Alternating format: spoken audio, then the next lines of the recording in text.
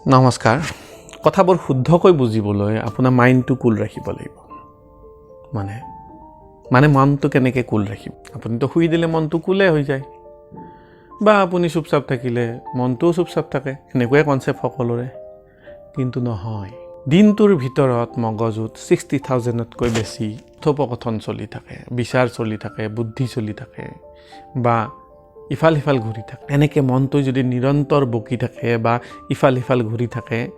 বান্দৰৰ নিচিনা চৰিত্ৰ এটা পালন কৰি থাকে তেতিয়াহ'লে আপোনাৰ চিন্তাবিলাক আপোনাৰ সিদ্ধান্তবিলাক কেনেকৈ শুদ্ধ হ'ব কেতিয়াও হ'ব নোৱাৰে গতিকে আপুনি নিজৰ এই বান্দৰৰ নিচিনা মনটোক আগতে চুপ কৰাওক চুপ কেনেকৈ কৰাব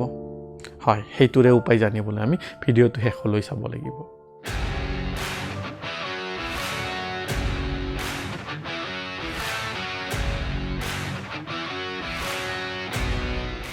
আগতে মনটোক চুপ কৰাওকচোন তেতিয়াৰ পৰা বকি আছে শুই থাকোঁতেও বকি আছে সেইকাৰণে সপোন দেখিছোঁ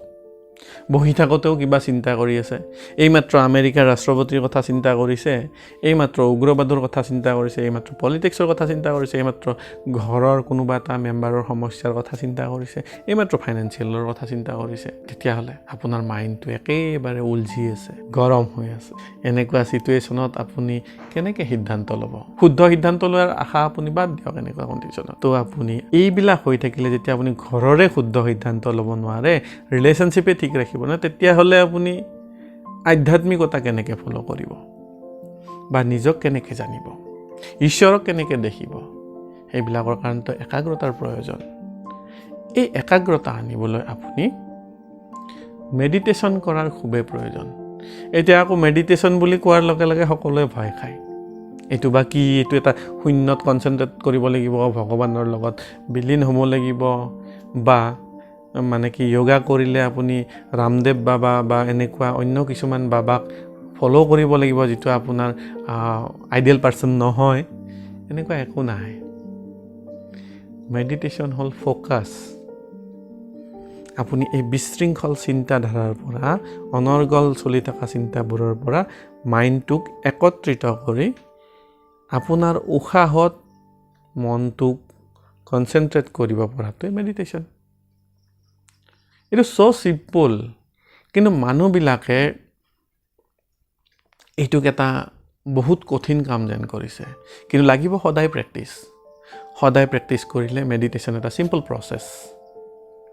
এই চিম্পল প্ৰচেছটো কেৱল উশাহত ফ'কাছ কৰা এটা নিৰ্দিষ্ট পদ্ধতি দি আগতে শিকিব লাগিব নহ'লে আপুনি তাৰ বেনিফিট নাপাব আমি আচলতে নকৰোঁ কিয় আজি মেডিটেশ্যন কৰিলে আমি কালিয়ে বেনিফিটটো বিচাৰোঁ মইতো মেডিটেশ্যন কৰিয়ে আছোঁ কিন্তু এইটো এটা প্ৰেক্টিছটো নিৰন্তৰভাৱে কৰিব লাগিব নিৰন্তৰভাৱে যদি আপুনি কিছুদিন কৰি থাকে তেতিয়া আপুনি মেডিটেশ্যনৰ বেনিফিট দেখিব চাব আপোনাৰ মাইণ্ডটো লাহে লাহে চুপ হ'ব ধৰিছে এতিয়া মনটোক চুপ নকৰিলে আমাৰ কি অসুবিধা হয় আপোনাৰ মোবাইলটো যেতিয়া আপুনি বহুতকেইটা এপ খুলি থৈ দিয়ে তেতিয়া নিশ্চয়কৈ হেং হয় হেং হ'লে আপুনি কি কৰে হেং হ'লেতো আপুনি চিধা ৰিষ্টাৰ্ট কৰিলে সি আকৌ এক্টিভেট হৈ যায় ঠিক মনৰ ক্ষেত্ৰতো এনেকুৱা আপুনি বিভিন্ন ধৰণৰ এপবিলাক খুলি থৈ দিছে ফাইনেন্সিয়েল এপ লাভ এফেয়াৰ্ছৰ এপ ফেমিলি এপ আপোনাৰ কৰ্মক্ষেত্ৰৰ এপ এইবিলাক যেতিয়া খুলি থৈ দিয়াতে একেলগে চলি থাকে আপুনি সেইটো ক্ল'জ কেতিয়াও নকৰে কাৰণ সেইটো কালি আকৌ লাগিব গতিকে খুলিয়ে থৈ দিলে সেইকাৰণে আপোনাৰ কৰ্মদক্ষতা চিন্তা শক্তি বা আপোনাৰ শৃংখলবদ্ধ জীৱনটো বিশৃংখল হৈ গৈছে আপুনি যেতিয়া মেডিটেশ্যনৰ প্ৰেক্টিছ কৰিব উশাহত নিজক কনচেনট্ৰেট কৰিব চেষ্টা কৰিব তেতিয়া নিশ্চয়কৈ আপোনাৰ মোবাইলৰ নিচিনাকৈ মগজুটো ৰিষ্টাৰ্ট হ'ব মনটো ৰিষ্টাৰ্ট হ'ব আৰু যেতিয়া ৰিষ্টাৰ্ট হোৱাৰ পিছত আপোনাৰ ইউজ দেখিব কেনেকুৱা ফাষ্ট চলে মাইণ্ডটো ফাষ্ট চলিব কৰ্মক্ষেত্ৰত আপুনি ফাষ্ট চলিব গতিকে আপোনাৰ জীৱনটো শৃংখলাবদ্ধ হোৱাৰ চান্স খুবেই বেছি সেইকাৰণে আপুনি আগতে মনটোক চুপ কৰক মেডিটেশ্যনৰ অভ্যাস কৰক আৰু আমাৰ স্পিৰিচুৱেল জাৰ্ণিৰ সহভাগী হওক এইখিনিতে এটা এনাউন্সমেণ্ট আছে যদি আপোনাৰ ঘৰত কিবা পাৰিবাৰিক সমস্যা বা ৰিলেশ্যনশ্বিপ প্ৰব্লেম বা শিশুৰ অমনোযোগিতা বা শিশুৰ কিছুমান বিহেভিয়াৰেল প্ৰব্লেম কিশোৰীৰ বিহেভিয়াৰেল প্ৰব্লেম আছে বা এডিকশ্যন যদি আছে তেতিয়াহ'লে আমাক আপুনি কণ্টেক্ট কৰিব পাৰে আমাৰ ব্লগস্পটৰ জৰিয়তে। আমি আপোনাক অনলাইন ফ্ৰী কাউন্সেলিং কৰাৰ ব্যৱস্থা কৰিম। এইটো একেবাৰে বিনামূলীয়া। এইটোৰ কাৰণে আপুনি গুগল চাৰ্চত গৈ মুনিন হুজুৰি ব্লগস্পট লিখিব। তেতিয়া আপুনি দেখিব তলত এটা কাউন্সেলিং সাইকোপেডিয়া বুলি লিংক আহিছে। কাউন্সেলিং সাইকোপেডিয়াত ক্লিক কৰিব। ক্লিক কৰোঁতে ওপৰত এখন সৰু ফৰ্ম আহিব। তাতে আপুনি আপোনাৰ ইমেইল আইডি, আপোনাৰ নাম আৰু সমস্যাটো চমুকৈ লিখি সেন্ড কৰি দিব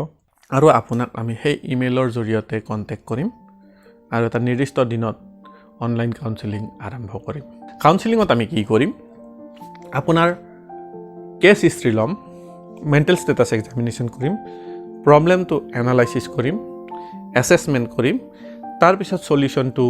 আপুনি আৰু আমি লগ লাগি উলিয়াম। সেইটো কাৰণে কিছুমান এক্সাৰচাইজ ক'ম। সেই এক্সাৰচাইজখিনি কমপ্লিট কৰাৰ পিছত আপুনি প্ৰতি সপ্তাহত বা নেক্সট কাউন্সেলিঙত আপুনি তাৰ ইম্প্ৰুভমেণ্ট জনাব। এনেকৈ আমি আগবাঢ়ি যাম আপোনাৰ সমস্যাটো সমাধান কৰিবলৈ। আজিলৈ এইখিনিয়ে। যদি ভিডিঅ'টো ভাল লাগিছে লাইক কৰিব, কমেণ্ট কৰিব, শ্বেয়াৰ কৰিব। ধন্যবাদ।